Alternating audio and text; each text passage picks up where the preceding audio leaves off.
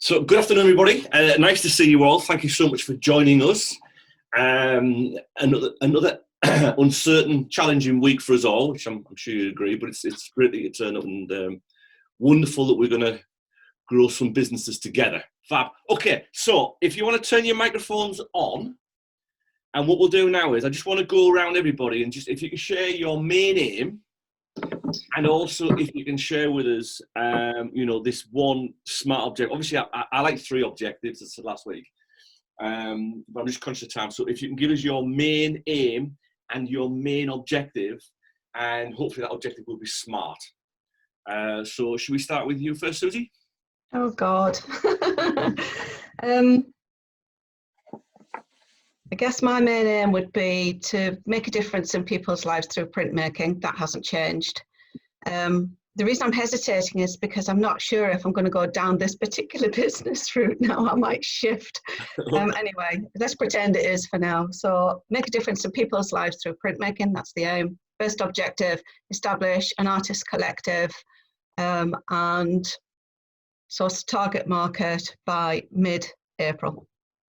Okay, do you know how many members you want in that target market, or how many people you want in there? It's like in the target market or in the collective? In the collective, sorry. Yeah. It's already 26. I'd 26. like it to be hundreds. Yeah. That's brilliant. So what I would potentially do there is set yourself a goal. If you say, right, it's 26 now, by the end of month 2 from launch, I want to be 50. And by the end of the month 4, I want to be 100. And just put those metrics in there as well. And I say it's not a whipping stick. It's more the case that it keeps you focused. Okay. And if you beat that, fantastic. You know what I mean? But it just keep. That's why the metrics are important. But the difficulty I've got is I need to get out and test the idea first to see if the purpose of the collective is going to work, which is why I'm hesitating. So really, the first thing is get the test products done. Maybe that should be my first objective, which is underway. That's why I'm not thinking of it now. Get the first product done by the end of this week, get it to a test market and see if it's viable. Thank you, Lizzie, for my earlier help with that. Brilliant. Thank you. Good stuff like that. Thank you. Yeah. Next, Rich. Hi there. So my overarching business name was going to be mybar.com. So the aims and the objectives is to create a marketplace for suppliers and customers wanting to build a home bar or business like a pub, and be the first website for people to visit for this type of product, like rather than eBay or anything. So it's kind of like taking that type of product and them things, whether it's memorabilia or items that you need to physically have a pub or bar. Yeah. It's basically have that all in one place. So it'd be the first place to go if you wanted anything like that, rather than scouring eBay, Gumtree. It's a marketplace, basically. Brilliant. So is that the case of, are you just going to be kind of like an agent and you're going to get suppliers together in the room, or is that you're going to supply everything yourself? And initially, from what I've researched, is like for the objectives is looked into sort of Share Tribe as a website, building it through that, keeping costs down. But initially to photo and source 50 items, just so I've got an initial inventory. So I don't want a warehouse. I don't want to be doing that. But there's something to go to. Then source 20 suppliers and sellers, whether it's breweries that want rid of old stock, or it's people that are already selling. There's places like Man Cave and stuff. Yeah. But which just, if I could get them on board, that'd be class. But so it's finding 20 of those that would willingly be the initial 20 sort of suppliers. So there's something there before rolling out to get people visiting the site. Okay. In terms of that as being an objective, then we've got 20 suppliers there. Have you set yourself a time scale for when you think that's going to happen? 8 weeks. 8 weeks, and that's 8 weeks from physical launch, or 8 weeks as in the next 2 weeks we're going to go out there and what's. No, from the day. From the day. Yeah. Brilliant. Okay, well, excellent. Based on the time frame of this course. Yeah. Use that. So for the website, I put 12 weeks. Which I think was going to be a bit of a challenge and a complex thing to do. 8 weeks for me to do the pictures and things like that, and 50 items. 12 weeks again for getting people on board as sellers. Yeah. and I'll give myself another one for 4 weeks to decide on the best type of income model.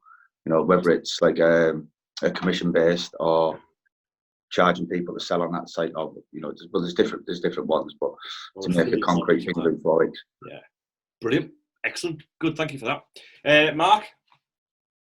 Hi guys, right. So basically, I'm going to be selling smart luxury clothing.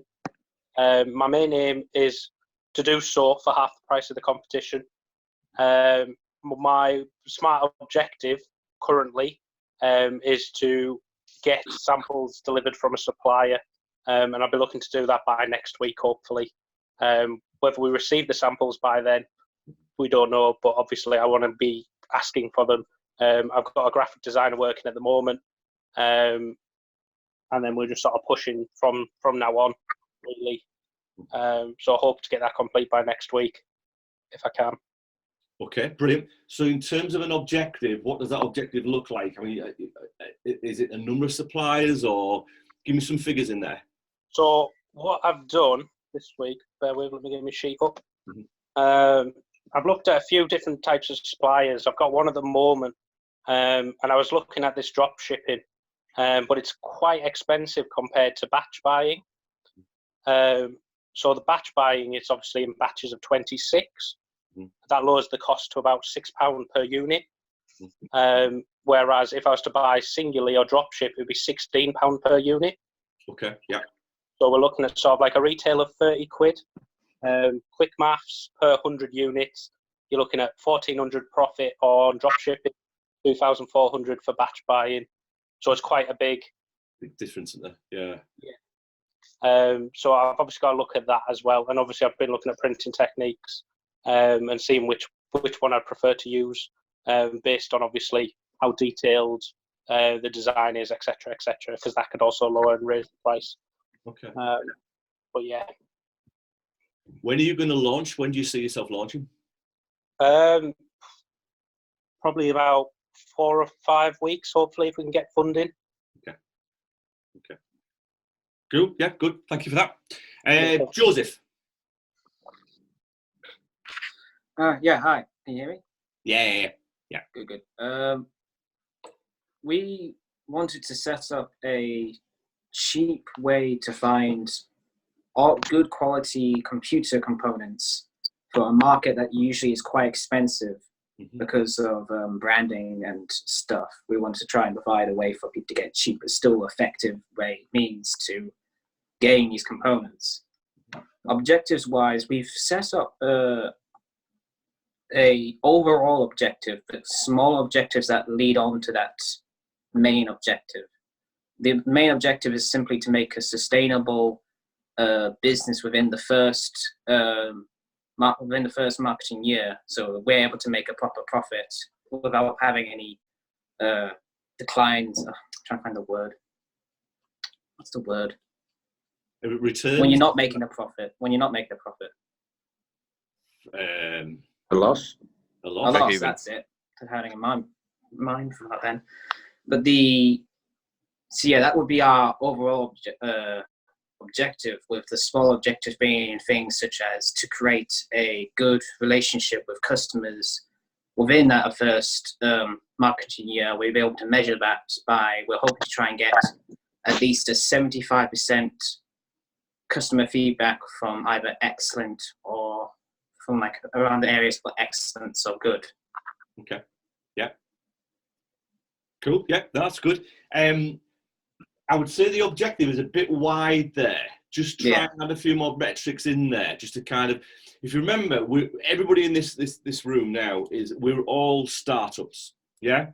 So, for me, the first objective for all of us is the fact is we're going to launch a business. And part of this is obviously testing, which I'm going to talk about further down the line, testing whether there's a market there for it and testing who wants it. So, when we look at our objectives, just be mindful that first objective is we're going to launch a new business. It could be the case we want to put figures in there. We want to, recoup our investment or some of our investment in the first kind of 6 months. It could be the case that if we're doing something like a service or a community like you, Susie, we want to encourage so many people to sign up, so many people to join. But it's really important we get those metrics in there. And I'm going to keep nagging on about that, just so you know. Thanks, Joseph. James. So my aim, well, everything kind of took a hit. A few days ago, I stumbled across a very niche website. Like, I Googled loads, looked at loads, didn't come across it, but I came across it by chance a few days ago. And essentially, it is what I was aiming for. It was my entire business, like someone picked it out of my brain and made it.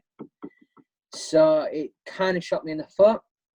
So I've been rethinking on what to do. Right, hold on a second, James. How many supermarkets are out there at the moment?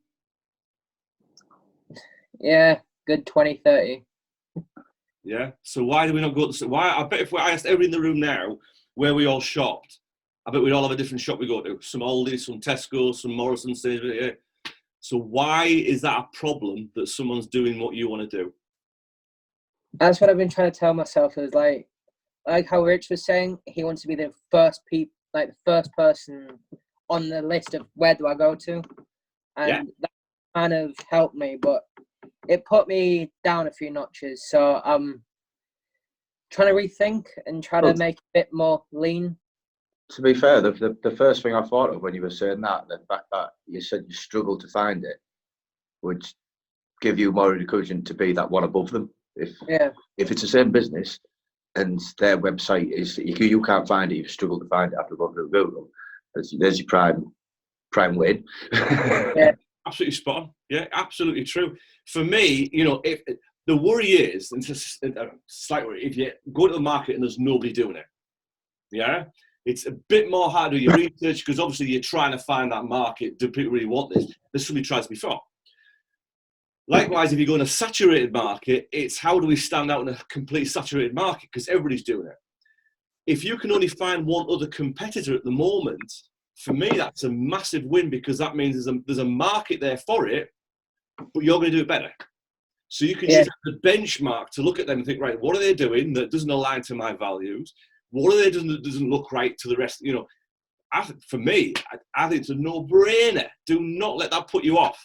That for me is probably more the kick up the pants to say, you need to do this. And if you feel strongly about it, you need to do it better and find out how you're going to do it better. Do we all agree? I totally agree. Yeah, same thing's happening to me as well. It's competition and only if you can use it to your advantage, then you should have a better website at the end of it. Yeah. Absolutely. Yeah, absolutely. I do like their website. I like the design. I like their ethos behind it. And it seems like a good website. Just what they're selling is very much, oh, you like bacon? We've got veggie bacon. You like chocolate? We've got veggie chocolate. But like Simon, if I said to you, can you make me a vegetarian dish? You wouldn't know how to put them together, really. There's a lot more to it than here's some veggie meat and here's some rice. I don't want to be doing that. I want to be more of a kind of a HelloFresh. I'm thinking going in that direction of maybe not delivering meals, but delivering ingredients, delivering prices, so that people that come to my business have more of an easier time making recipes, trying new things, than just replacing. So already you came on and said it's a negative, but already you've used that as a positive to get you thinking, right, am I going to do this differently? For me, I think it's been more of a kind of a revelation than a negative. So, this is what it's all about. This is what it's all about.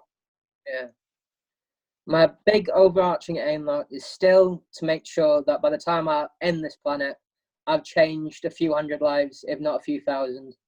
Brilliant. I love that. But what I would like is, what's your aim for the first 12 months? First 12 months, I'm definitely going to have to make sure social media.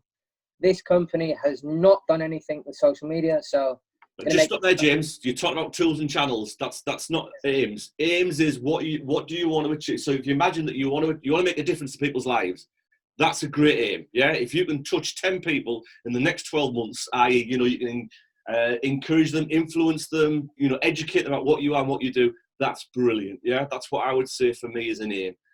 Keep it manageable. Yeah, keep manageable. What about your objective? So my objectives has always been try and get a few brand deals. Hopefully by the end of this course, I'll have 3 brand deals, whether it's with PETA or other such likes. I want my own website up, and I want to. I'm hoping by the end of the 16-week benchmark, if not sooner, to have at least made 5 sales. Right. For me, that's your objective. You're going to launch the business within the next 3 months. You want to make 5 sales. That's fine. Yeah, that is cool. It doesn't need to be humongous, mountain to climb here. Yeah, make it realistic, because trust me, when you reach that objective, when you hit it, it's such a win and it feels so good. So don't make them ridiculously massive. I've said it to everybody. Don't make your objective huge. Yeah, we all want to be Richard Branson. Of course we do. But we've got, he started in a shed, and he didn't have a bar, but he started in a shed, and he had his record stuff all set up. You know what I mean? That's what he was all about. So small acorns and all that. Brilliant. Thank you, James. Nolly. For mine, I've already got my target market, and I've already sorted out the supplier and the website. For me, what I need to do is finalize and print like on my t-shirts I designed, and then get the price plan and photo shoots and promo videos. So that'll just be for the launch. So the first time people see it, I want them to look at it and be surprised how good it is.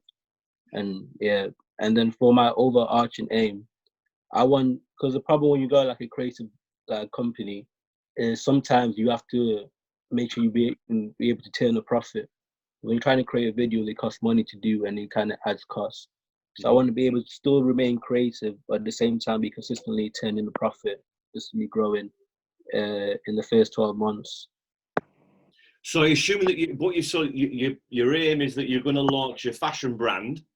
I assume it's your own fashion brand, and that's going to be as t-shirts in the first kind of launch, if you like. Is that right? Yeah. Fantastic. And then eventually in the future, I want to be able to work with, the fashion courses in uni, fashion designers there. Mm-hmm. They already know more about it than me, bits and pieces. So I'll be able to collaborate with them, and that will help them at the same time help me. I like that as well, because that also means you're going to be a conduit for them to get to market. So if they're designing the product, you actually said, you know what, I'll come on board and I'll sell it for you. Yeah. And I'll take a cut, yeah? Yeah, that's my strength, being able to market something and sell it. Brilliant.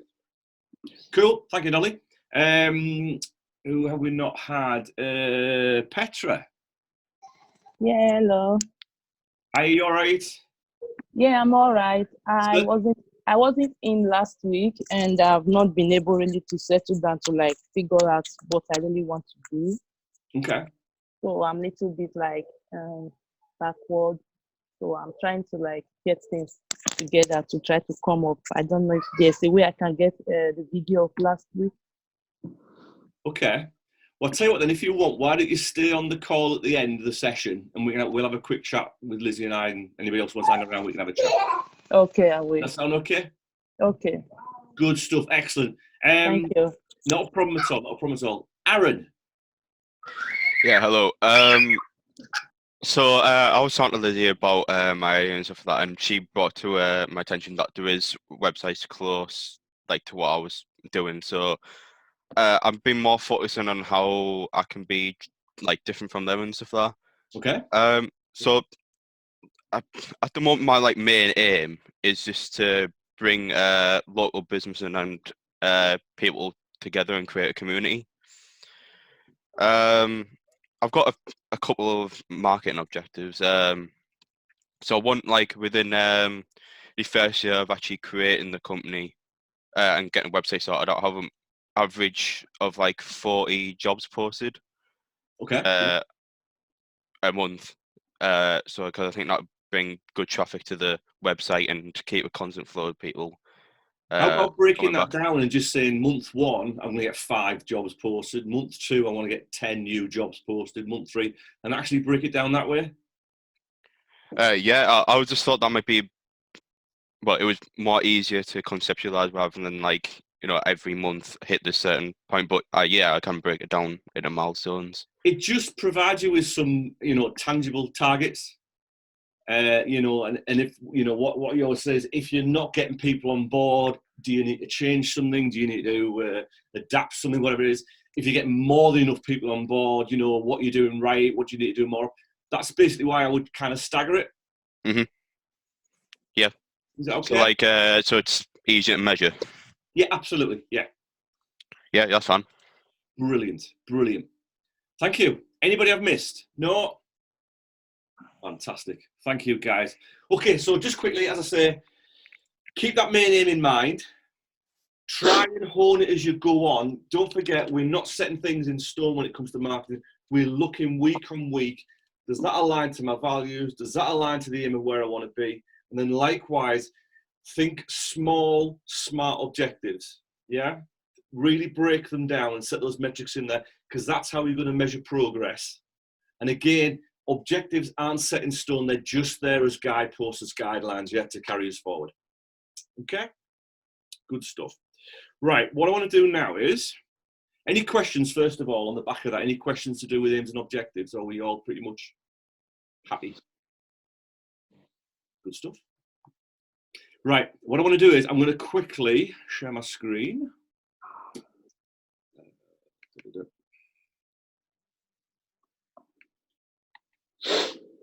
Can we all see that?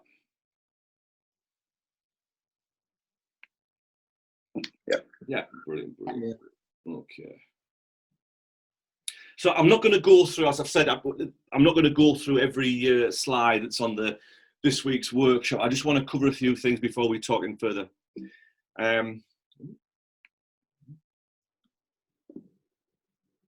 So workshop 2, we're obviously going to be looking at how to choose which products to sell, how to evaluate the idea, and then looking at sourcing your product or your supplier. Now, in some cases, we found already, some of you are going to be supplying your own bits and pieces, your own materials, or they might be looking at drop shipping, or you might have an idea of manufacturers or wholesalers, either based in the UK or in Europe, but we'll come to that. So just quickly, when we look at which products to sell, now this is really important, really important. We need to find a market where there is a demand and where there's a profit as well. So as I said earlier, if we're going for a very popular product, and if I use example clothing as one of it, fashion clothing, we use that, yeah, that's quite a saturated market. So we need to think about what makes us different. Is there a demand for that difference? Yeah. And is there a profit to be made in there? So what I'm getting is, for example, say like, you know, Nolly's on about doing t-shirts, yeah? Say, Nolly, you said that you were going to do eco-friendly cotton, yeah? Is there a market for that? Is there a demand for that? And will it be profitable in terms of the price you buy and the price you sell out? Does that make sense? Yeah. Yeah, cool. So I want you to really think about this. I mean, obviously you've done some work this week and you looked at your products, but think about, is there a demand? Because the worst thing in the world is trying to market something in a saturated market. We keep talking about this, and we'll do a lot more work on looking at what your USP is, what makes you different, why your market would want to buy your product. But really think about that, yeah? And it's something I'm going to ask next week we do our workshop is, what's the difference? And also, is there a demand? So between this week and next week, I want you to do a little bit of research, even just friends and families, or you can do something on social media, you know, just find out, is there a demand? What kind of demand there is at this stage? We are going to do some more work on this further down the line, but this stage, what I don't want to do is just, fix yourself on a particular product or service, and then find out later on that actually saturated market, I ain't going to stand a chance. Okay. So drop shipping. I don't know how many of you heard this phrase before, but in a nutshell, this was a model that kind of came into being about 10, 15 years ago, really on the back of e-commerce. And basically anybody, can set up an e-commerce store now from their bedrooms. But the simple model of this is, you first of all, you find a drop shipper supplier. So these could be mega big warehouses, distribution centers, manufacturers. They could be in the Far East, and you agree with them to sell their products, and they take over the fulfillment. They stock the products, so you're not buying in stock. They hold the stock, and then you go and you advertise that product. Then when someone buys it, you then place an order with your drop shipping agent, who then sends out the goods. They charge you, and obviously you put a little bit of profit on top of that. And that's the basic model, a very, very popular model. And as I've mentioned here in the slides, you know, in terms of the actual benefits, low startup costs. So obviously we're not buying in stock. Yeah, we don't have to buy in stock. Very easy to set up, because all it is takes an email or a telephone call to your supplier. You know, there's a piece of software which I've mentioned, a website called the Burlow, where I don't know if you had a look at that, but that is a massive drop shipping website. Low risk, as I say, you'd have to purchase stock. Most of the process can be automated, so literally we can set our website up to take an order, and the moment it takes an order online, it pings an alert across to our supplier, and then the fulfillment, the order and distribute. Low overheads, because obviously we're not buying in huge factories and stuff. Can be run by one person. A profitable business for relatively low input. What I would say, there's a disclaimer, is make sure obviously that the product you're selling is niche or unique. And finally, you can run the business from any location. So we're big advocates of drop shipping. However, there are some things you need to watch out for. First of all, slightly lower profit margins. So if you imagine, if you were manufacturing your own goods yourself, you have a say on where you're buying the raw materials in, you have a say on you're going to mark it up, you have control over that. If you're buying your products or services from somewhere else, obviously you are beholden to their pricing structure. And in some cases, as we found from what we've discussed so far, some suppliers or manufacturers will say, well, you've got to buy a minimum of 20 units before you gain any discount. Now, hopefully, a lot of drop shippers understand that it's all about single unit items anyway, but occasionally they may encourage you to buy in a larger volume. Not having much control of the process, really, really important. So if you imagine you've built your brand, you've built your website, you've gone out there, you've told the world how wonderful you are, you're selling your products online, you're doing your marketing, and lo and behold, your supplier, your drop shipper, fails to deliver. Or they deliver and the packaging is awful. You know, it comes late. That then affects your brand. That then affects your process. Yeah. So again, need to be mindful when we're choosing our suppliers, whether it's drop shipping or, you know, whatever it is, that there's a process in place. One of the things I used to do was look at, you know, what's your supplier policy? What policies do you have? You know, can you guarantee anything? You know, what if you know, I don't know, a wheel comes off, or you have in the situation that we're all in now, you know, what guarantees can you make that you'll still deliver on time? You have a liability for any errors. So going back on my last point, obviously the buck stops with you, because you ain't going to turn to the customer and say, I'm really, really sorry. It's not my fault your product's late or damaged. It's actually the drop shipper I use in the Far East. And also there's lots of competition. Again, I'll keep harping about this. You know, is your product unique enough to know there's not lots of people in the market? You know, let's try and keep that to a minimum if we can. And finally, managing inventory can be tricky. As I've said already, you're not managing it, you're not storing it, it's somewhere else. All you're doing is kind of acting as an agent on behalf of that product or that retail.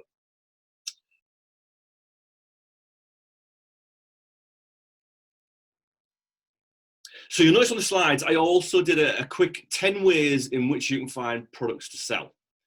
First one is really important, and I can't go on about this enough. Find customer pain points. We're going to be looking at our target audience in the next few weeks and how we define our target audience. But one of the things that's really important are these things called pain points.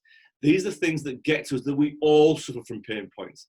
If someone can come to us with a solution for our pain points that makes our life easier, we tend to go for them. We tend to buy from them, yeah?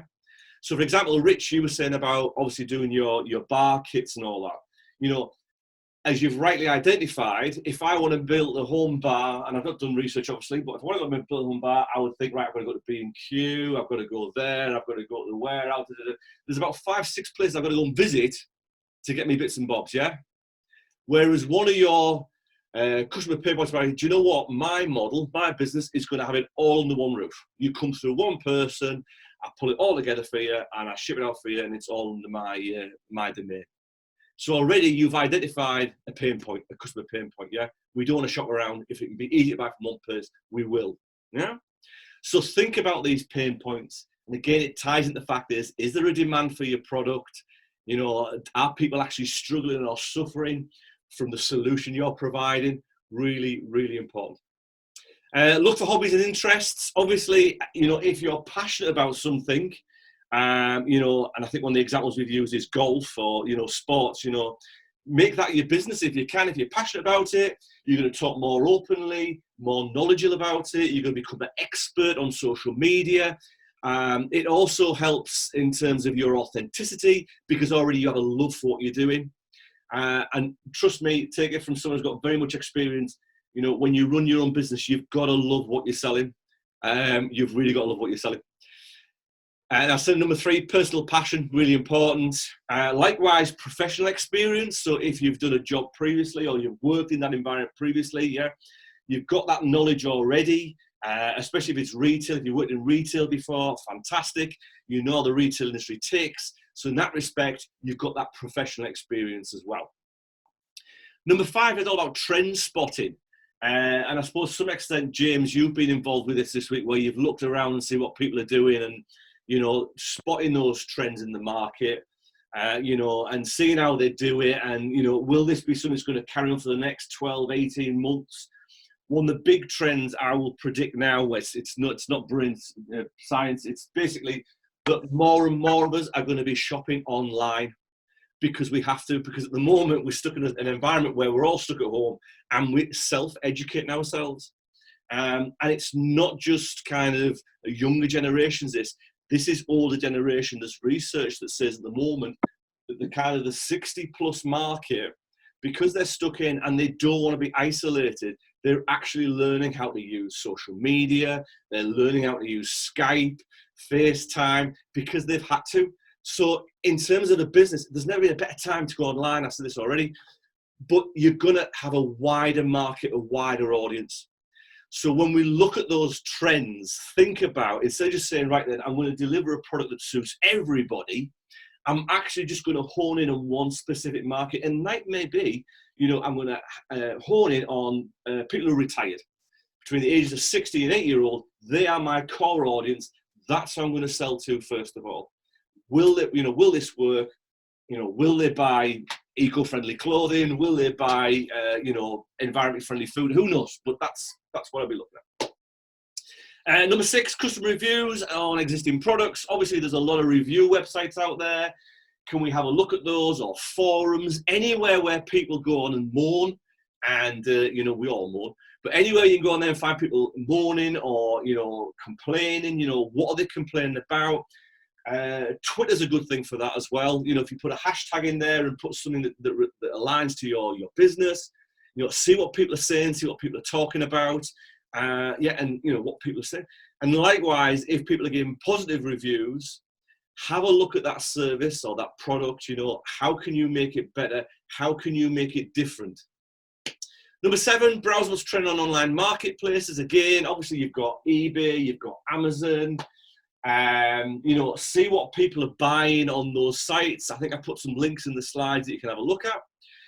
Research products with higher profit margins. So in respects of that, is it the case that we look for something that, you know, we can get that is not mass market, quite niche, but we know there's a service or a product we can provide to that, yeah? That we know that, for example, we can put in a higher profit margin. It may take longer, and in particular, kind of bespoke goods.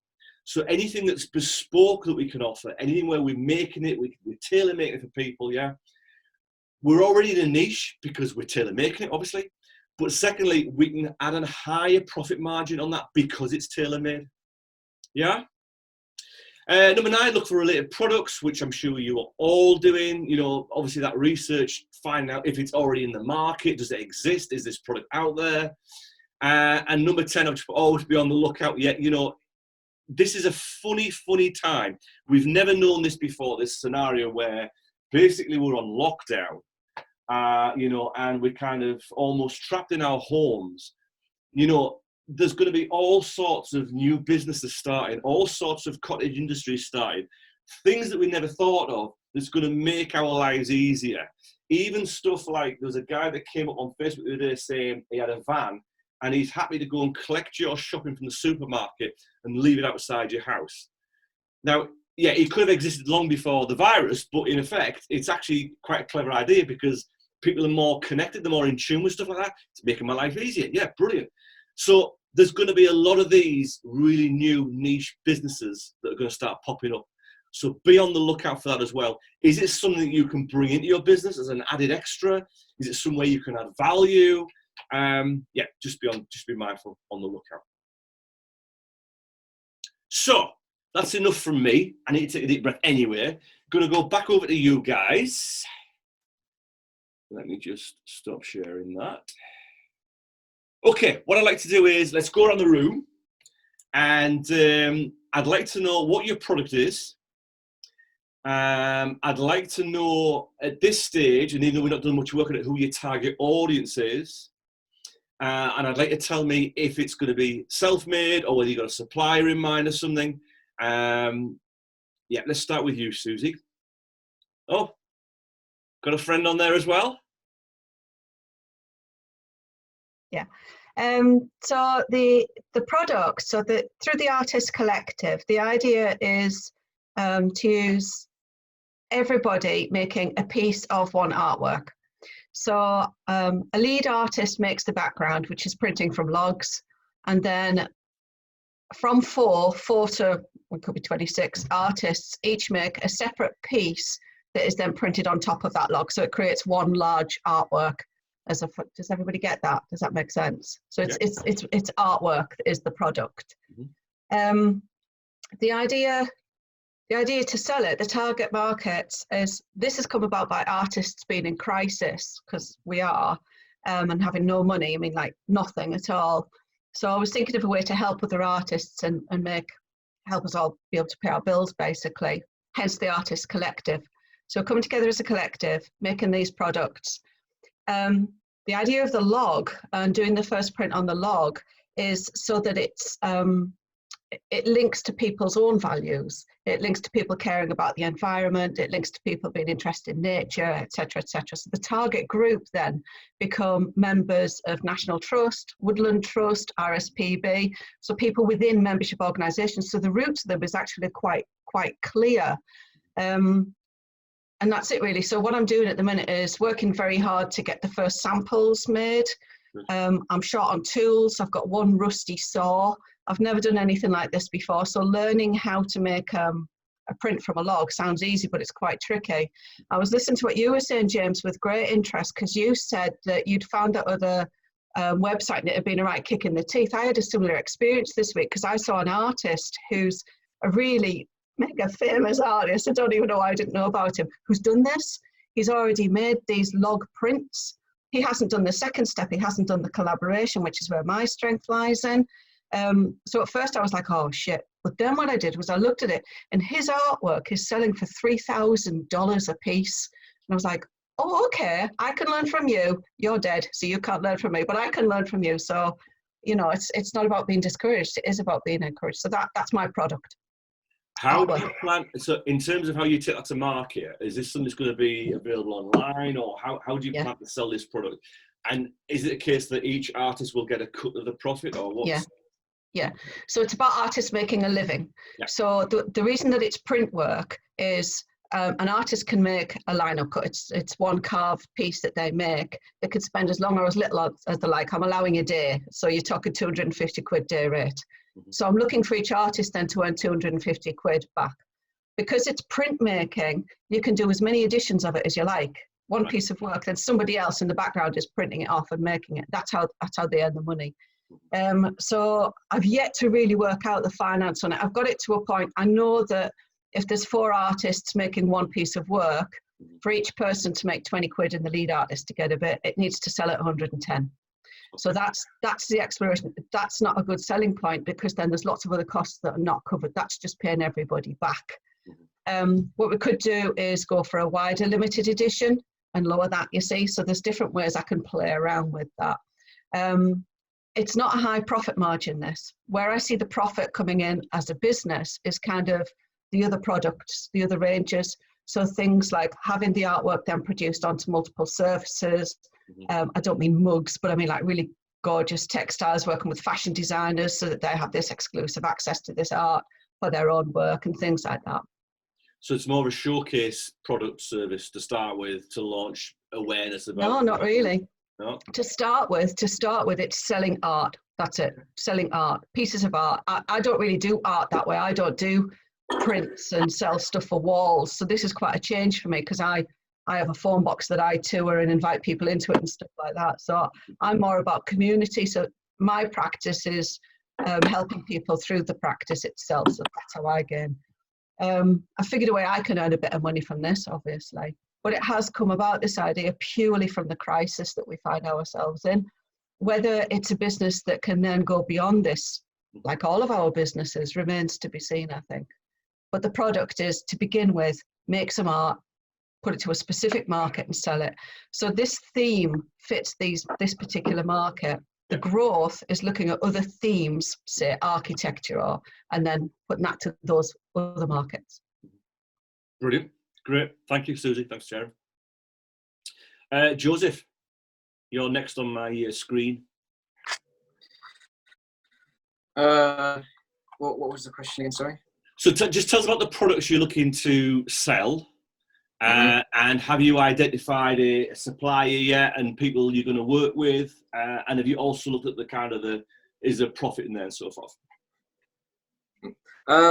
Well, the products that we are thinking to sell, we're going to start off with simple, just basic computer components, simply just saying like only basic simple computer component now, and see how well we can do from that. Depending on how successful we go and how much we're able to solidify or hold on the market, we're hoping to then eventually, this is long term, depending on how well we do, move on to actual computers and laptops themselves, maybe even to monitors, but that's all depending depending how well the computer components market we're able to do on that end. And of course, with the computer components, there's always these little set items in that genre, so we'll be working on that for quite a while. As for suppliers, we were able to find one that really looks very promising, as we were looking at its prices compared to retailers. It does, in general, seem to sell more cheaper than most retailers we could find on the internet. And it was showing, advertising a way for businesses to get in touch with them to get any further discount. So we were hoping we haven't gone through with it completely though, as you'd have to pay a monthly thing in order to get the account with them to see what exactly they wanted to do. So we haven't gone fully in yet, but it's a website it's a company that we're looking into, and we possibly will be using, depending if we don't find another one that we think is better. Okay. Just who's your target audience? Who's your market for this?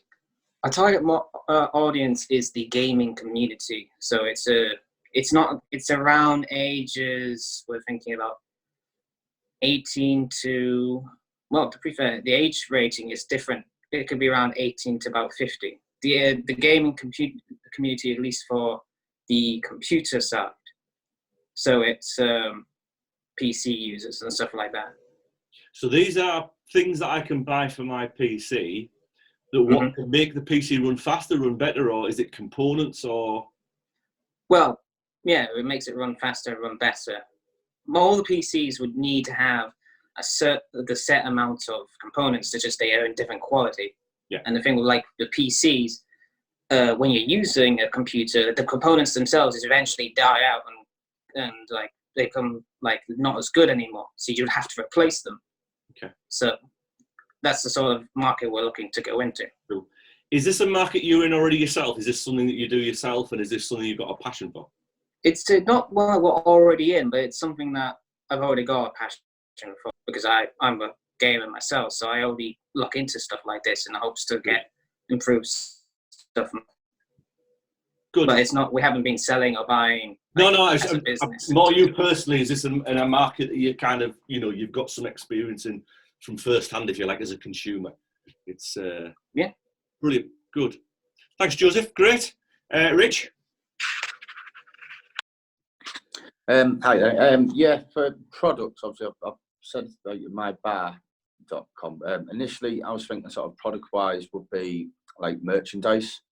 If you think sort of like the Guinness brand with the pelicans and stuff and all the different things that go with it, and things like that, so where people can, I've got this to sell and want to put it up. But the website itself would kind of gauge the market price for it. Mm-hmm. So, if it was a rare item from the 30s or whatever, obviously the price would be set by what people are willing to pay, and that would be there monitored. Whereas, if it was brand new in box sort of thing, it'd just be whatever it's retailing at. So starting point would be merchandise along that line, whether it's second hand or brand new, and then kind of like then develop more into products that would be for people who are building a pub, so the equipment side of it. Mm-hmm. But the initial sort of branding and getting people to go there would be to create a marketplace for memorabilia and merchandise linked to different breweries, whether they're old ones that are defunct, and where people, just because people like to collect. So even if it was just like the beer clips that go on the badges, or even if it was beer mats. Mm-hmm. So yeah, the initial products will be linked towards merchandise like that. So almost you've got kind of two angles to the business. You've got the first, which is we're going to sell the hardware, if you like, the kit you need to build your home bar. Yeah. And then on the other side, it's that kind of mini marketplace that, if you want some authenticity in there, we're going to offer this second hand or this, whatever it looks like, kind of almost like a very mini eBay just for pub stuff. That's exactly what it is. Yeah. It's like it's like a mini eBay. There's a website called Bricklink, which is Lego. I think Lego have just bought it. But it was initially set up by people that buy and swap Lego, right? Outside of like normal shops. Yeah. The price is set by how much people are willing to pay. Wow. So if Lego, for example, stop running that line, of value between people as second hand, that's going to go up. And the website itself is really complex, but it will it gauges the price. If the box has been opened and built or whatever, it's worth so much. If it's still brand new and sealed, it's worth more. But the website itself, it gauges the market value of different things based on the age, the condition, stuff like that. Oh. But Lego themselves used that when they bought it because it was they were able to. There was a whole new market to them for adult people that bought and sold Lego online. So it's used as a tool by Lego to gauge what products they should be bringing out. Yeah, brilliant. Just very quickly, suppliers, have you got somebody in mind or somebody you're going to get your bits and bobs from to start with? Well, I've previously been a pub manager for many a year, so I know the market inside out. I've got lots of connections, friends who have pubs, businesses, breweries and things like that. So initially approach them and see what's, if they want to just say, right, you've got some stuff there you want flogging, or you've got a brewery, or, because like I said, pub managers are hoarders. I know there's pubs around the country with rooms stacked with stuff, and they want rid of them. If suddenly managed pub companies or pub owners have got a way of getting rid of it, rather, because it's like I said, they'll just put it on eBay, it'll sit there forever and never sell. But if I can put together a marketplace where people who want that stuff can find it dead easy, people will engage and start selling more. Like, they'll get rid of it.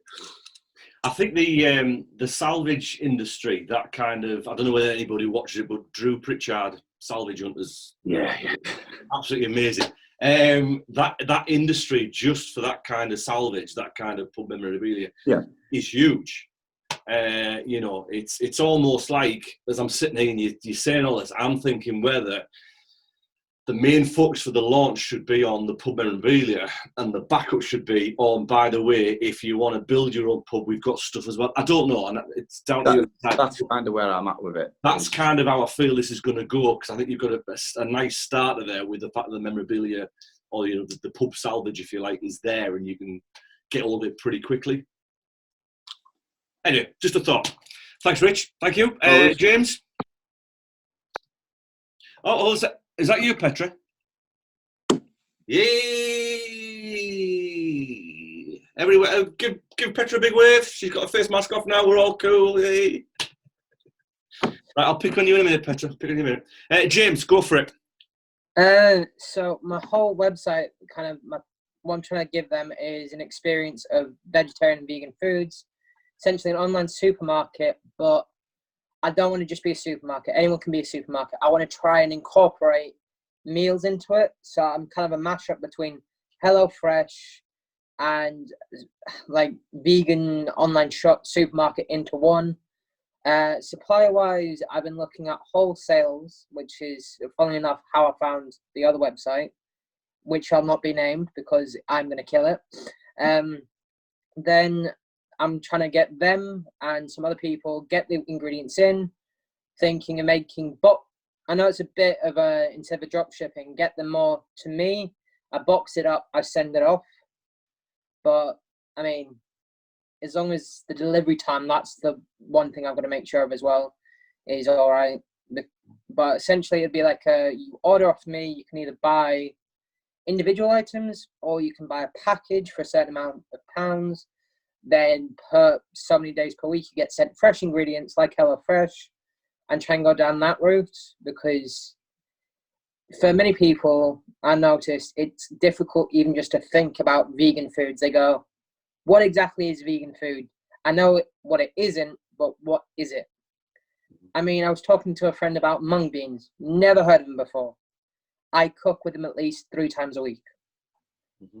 That's the kind of thing I want to, that's my market of introducing more people to new foods, trying to help and, you know, try and make it as eco-friendly as I can as well. Packaging, I'm already thinking of trying to look for a wholesaler that does cardboard and, you know, more of that line.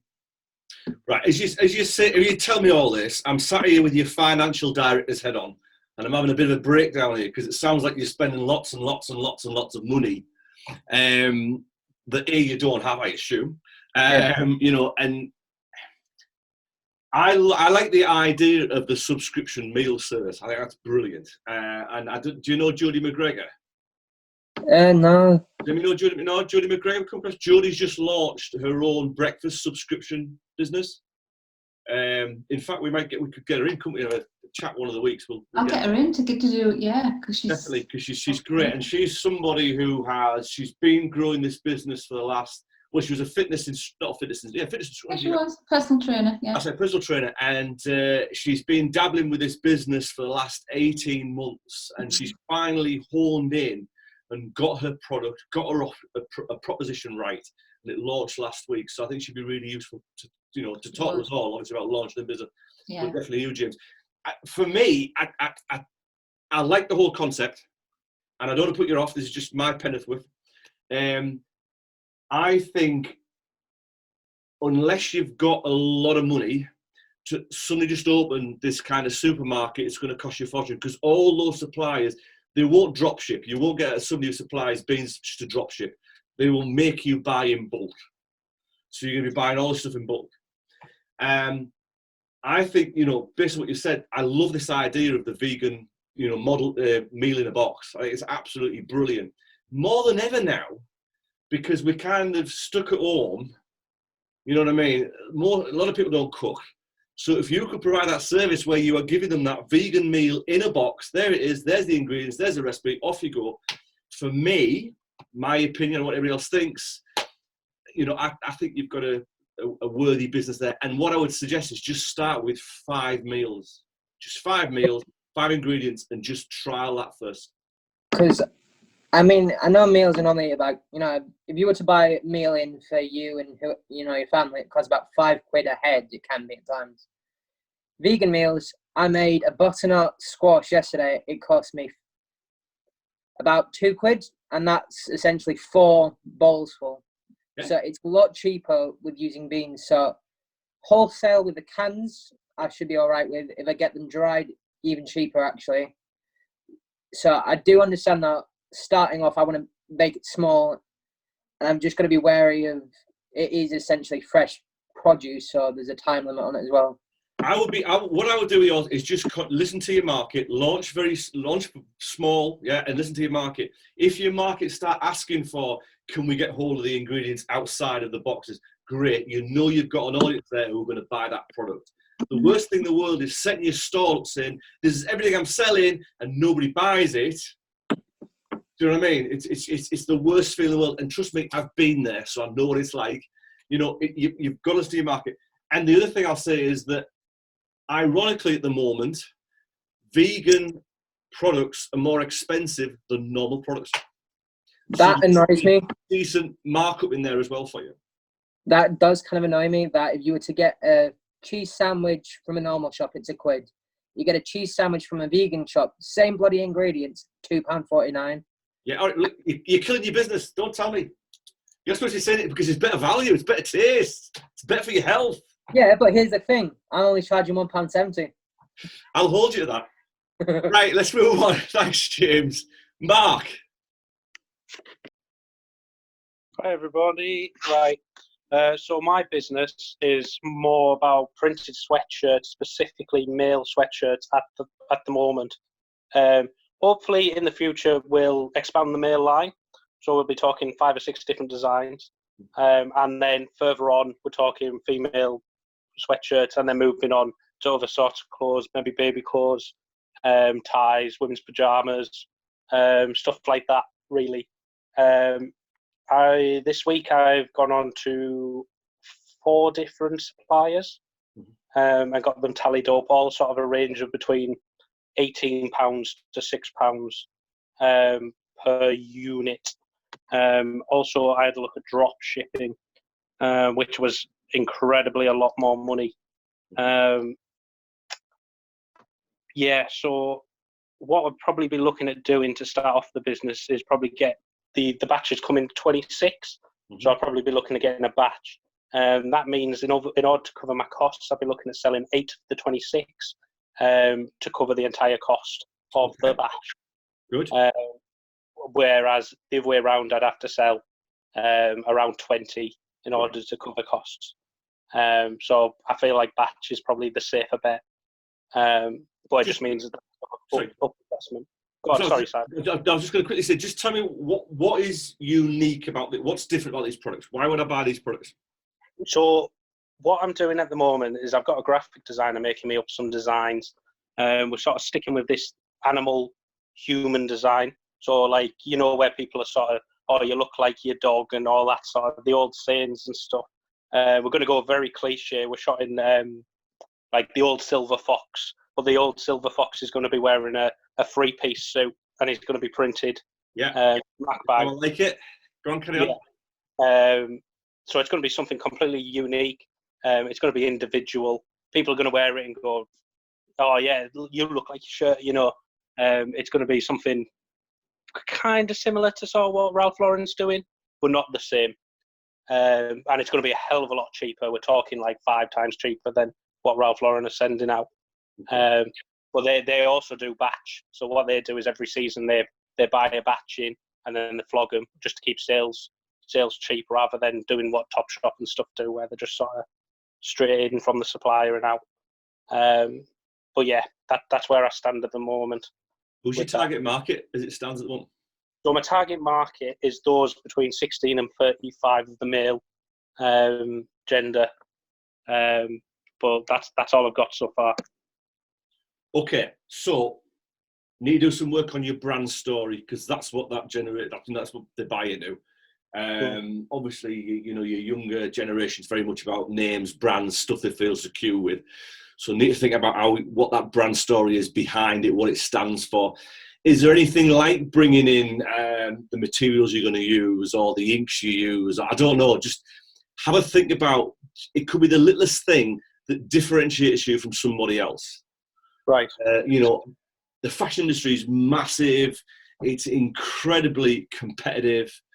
You know, it's just, do some more work on what exactly makes you special or your product special. Right, no problem. Yeah. Cheers, Mark. Thank you for that. Petra, we'll have a little chat afterwards. Hopefully this is all helping. Yeah? Good stuff. Okay. Nolly. Not either. Brilliant. If I'm being honest, I think my main product is like me, because in terms of my business, when I launched it before, people really, they like my clothes, but they really like what I was trying to sell, like the vision I was trying to sell. You can be wherever you want and stuff like that. And even now, when I'm not really dropping any clothes, I got people telling me that, oh, when's the next drop? I'll make sure I buy some. And even when they haven't really seen what I've already like got, I show that they have like a lot of faith and trust in me.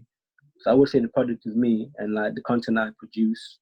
I'd want to create like videos and like little films and stuff like that, so people can just watch it and be entertained. But the side piece, how I make money, would be through the clothes and the merchandise. Brilliant. So, in effect, what you're saying is it's somewhere kind of like what Susie's doing about building this community. Obviously, it's very different products, but you've got a community of people who, you know, look up to you, they're loyal to you, and likewise, when people see that, they then buy your products. Yeah. Yeah, because I got like an Instagram, and I think I got 460 followers, but I'm not following anybody.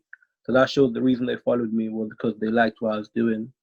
And obviously 400 isn't a lot in terms of social media, but if you picture 400 people in the room, it is quite a lot of people at the same time. So my mind would, all I need to do is be able to produce content on a regular basis so people can buy into the vision, and that will lead to people buying the merchandise as just like a effect to it, or after effects. Okay. So, yeah. Cool. Excellent. Thank you. Aaron? I'm offering one service at the moment, but as like sort of two components with two sort of different revenue streams. So the service I'm offering is so like general houseworks. So like say if you want a desk building, then you go to the website and you say that you want a desk building, then you find local tradesmen who will come and do it for you. So from the customer aspect of making revenue from them would be like just ads on the web page and stuff like that. Just just passive on the website. Off the businesses, I'm not entirely sure how I'm going to make money off them yet. It's either like get a percentage of the sale or maybe get a monthly subscription, something like that. So like just subscribing into their website. So is it something similar to kind of like, I suppose I'm going to say Trusted Trader, where the businesses pay to be on there? Basically, every time they do a job, they ask the customer to fill in a referral, which then goes back to Trusted Trader, and then that ranks that trader. Yeah, there will be like quality measures, like how well they did the job, and but just generally what they like and how to deal with them and stuff like that. Is this something that exists? I mean, obviously we know there's national. Have you had a look across Teesside? Is this something that exists in Teesside?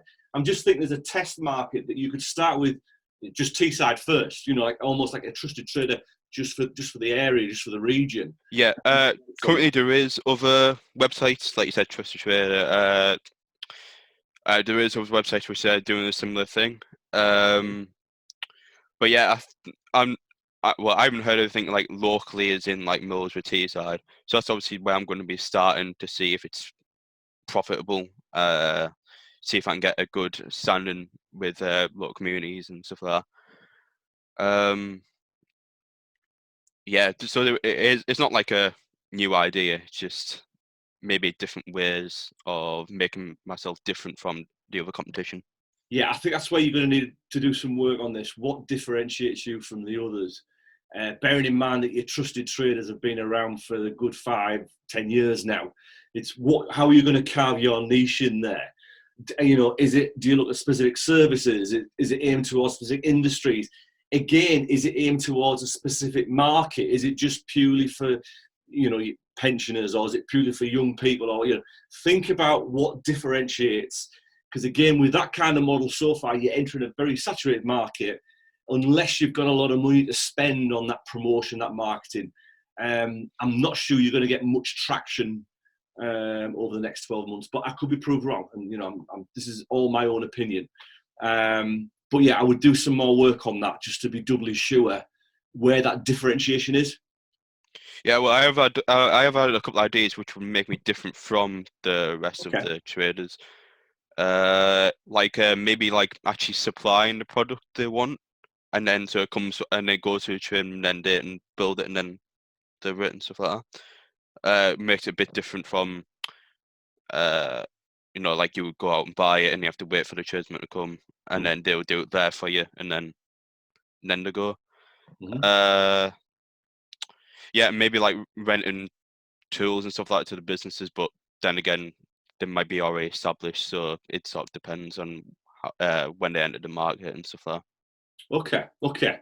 Have a think on. I mean, obviously we'll do a lot more work on this at this stage, but yeah, in principle, your idea sounds okay. Do you all want to turn your microphones on now, please? So based on what we've heard this afternoon, I'm conscious I've done a lot of talking as per usual. Do you want to chip in and, anything that someone else said in the group that you can offer any value? I think something you've heard, thought, do you know what? How about this? Or what do you think of this? Let's just go to the floor and what do people think? I mean, I suppose the first question I'll throw then is, do we feel that we've got eight businesses here? Yeah, we've got 8 businesses here. Do we feel that they are all credible businesses to take to market? Definitely. Yeah, I'd say so. Yeah, brilliant. That's good. Because one of the things that we want to encourage with this as well is, obviously, it's, us meeting about this, but we want to create this community as well, this community support, so you can support each other. That's what it's all about. And likewise, if you hear something or do you know what, you might not want to say it in the group, but afterwards, talk with each other and all that. For us, it's just encouraging that, dare we say, that entrepreneurial spirit. But yeah, do with that. That'd be great. Okay, what we'll do now is let's have a quick look. I think there's some of the slides.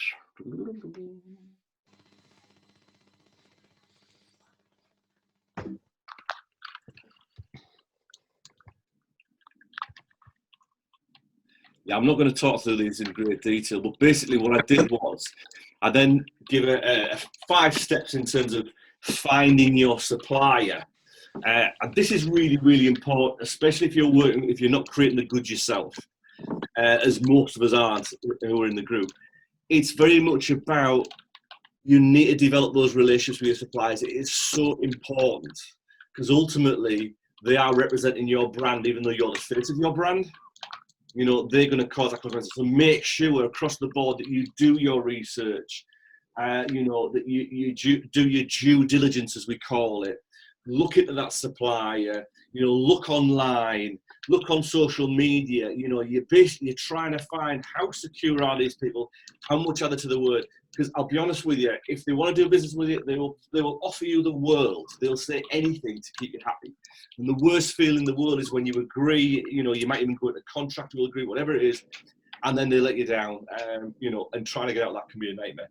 So make sure you do your due diligence on all the people you're going to be working with for your business. Really, really important. And also, just another point, make sure about costs. You get it broken down the line, specifically what you'll be charged, when you'll be charged. Yeah, some manufacturers early doors with startups, they'll say, right then, we want payment up front before we deliver anything out. Once you build that relationship, they may then look and say, right then, we'll give you 28 days, 30 days terms, which means you can buy the product, sell it, and you'll get invoiced, in which you'll get 30 days to pay it back. But make sure that whenever you work with